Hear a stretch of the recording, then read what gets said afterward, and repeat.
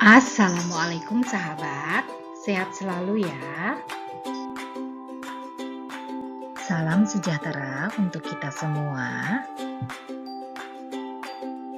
Sahabat semua, belajar kita pada hari ini adalah pembahasan chapter 11 buku Educational Technology Molinda Allan, bab 11 tentang etika profesional dan teknologi pendidikan, Professional Ethics and Educational Technology. Etika profesional itu apa? Etika profesi merupakan hubungan manusia dengan sesamanya dalam satu lingkup profesi, serta bagaimana mereka harus menjalankan profesinya secara profesional agar diterima oleh masyarakat yang menggunakan jasa profesi tersebut. Kemudian, dengan etika profesi ini diharapkan para profesional dapat bekerja sebaik mungkin serta dapat mempertanggungjawabkan tugas yang dilakukannya dari segi tuntutan pekerjaannya.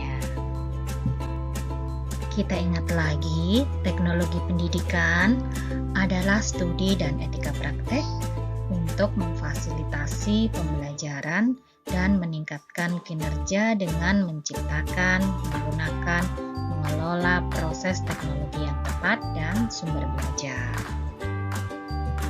Kemudian,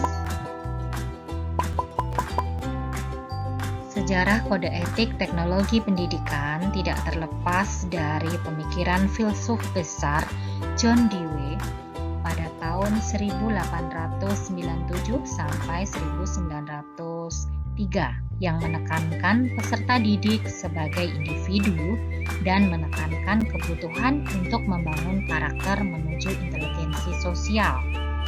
Kemudian pada chapter ini juga ditemukan dalam buku WOS 1926 disebutkan bahwa negara bagian pertama yang mengadopsi kode etik adalah Georgia pada tahun 1896, kemudian dilanjutkan oleh California pada tahun 1902 dan dilanjutkan oleh Alabama 1908 serta Arkansas pada tahun 1910 serta diikuti 15 negara bagian pada tahun 1925.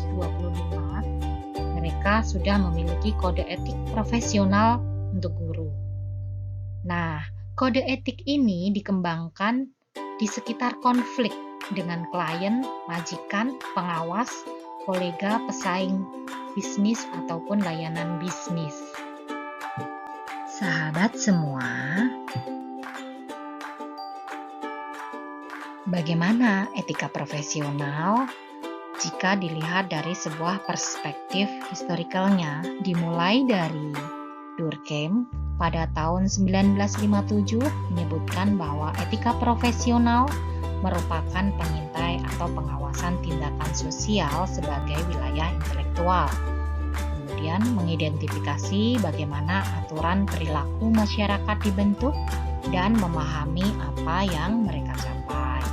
Kemudian Abbott pada tahun 1998 juga menyebutkan bahwa etika profesi ini diperoleh, dipertahankan, ataupun bisa kehilangan kekuatannya melalui kompetisi. Dan dilanjutkan Fredson pada tahun 2001 menyebutkan bahwa sumber daya untuk moralitas dan etika terletak pada pekerjaan dan tidak tersedia di pengelompokan modern lainnya. Bagaimana jika dilihat dari aspek arkeologi? Dari sisi arkeologi, Foucault pada tahun 1970 menyatakan bahwa etika profesional adalah aspek misterius teknologi pendidikan. Banyak faktor yang telah mempengaruhi dan akan terus mempengaruhi etika profesional ini. Kemudian, pada tahun 1982, Merton menyatakan bahwa dalam penataan fungsi sosiologi, kontrol normatif manusia menjadi faktor utama. Kemudian, Roseman pada tahun 1999 juga menemukan semacam buku panduan arkeologi karena terinspirasi oleh Foucault. Dan dilanjutkan lagi pada tahun yang sama, 1999, Kendall dan Wickham menyatakan bahwa arkeologi membantu kita menjelajahi apa jaringan yang dikatakan dan apa yang dapat dilihat dalam konteks sosial. Hal ini dapat dijelaskan pada aspek arkeologi dikemukakan bahwa aspek misterius teknologi pendidikan adalah etika profesional. Etika profesional ini merupakan faktor yang saling mempengaruhi dan dipengaruhi dan dianggap profesional etis bagi para teknolog. Kemudian dari pandangan Merton, ini dari investigasi misteri profesional menyebutkan bahwa dalam struktur fungsional sosiologi, kontrol normatif manusia dipertahankan oleh ancaman bahwa mereka yang tidak sesuai dengan norma-norma sosial akan diberi label sebagai menyimpang atau tidak etis, penyimpangan atau tidak etis, melanggar norma. Lantas, apa tujuan dari kode etik ini? Sahabat, jika kita melihat ciri utama dalam profesi teknologi pendidikan adalah adanya kode etik, kemudian pendidikan dan latihan yang memadai serta pengabdian yang terus-menerus. Nah, kemudian apa tujuan kode etik secara umum?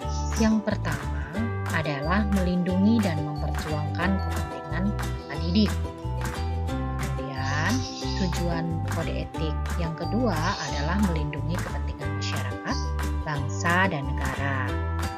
Ketiga, melindungi dan membina diri serta sejawat profesi. Dan yang keempat, mengembangkan kawasan dan bidang kajian teknologi pendidikan. Baik, sekarang kita pelajari kode etik teknologi pendidikan. Etika profesional teknologi pendidikan diatur dalam sebuah organisasi internasional yaitu AECT, Association for Educational Communication and Technology.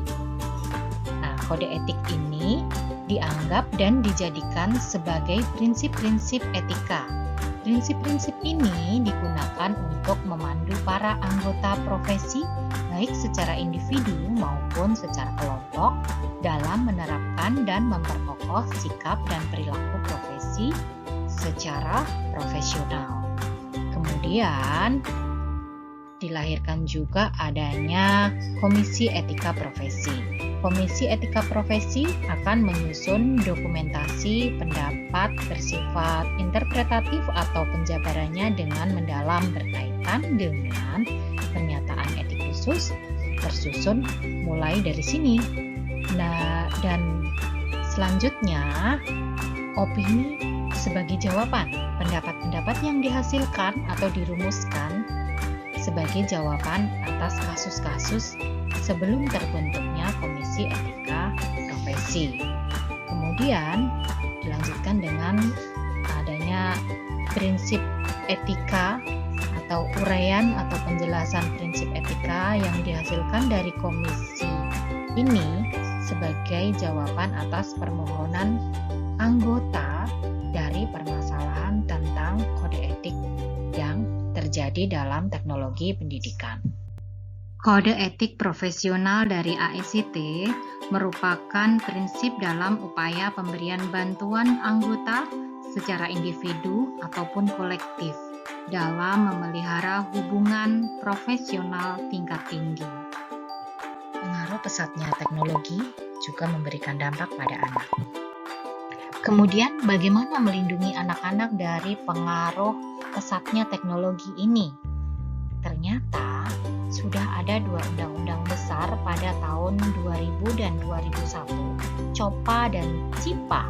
COPPA yaitu Undang-Undang Perlindungan Privasi Online Anak-anak, dan CIPA Undang-Undang tentang Perlindungan Internet Anak. Kedua hukum ini melindungi anak-anak untuk mengakses internet dan dibatasi dalam konten-konten dewasa.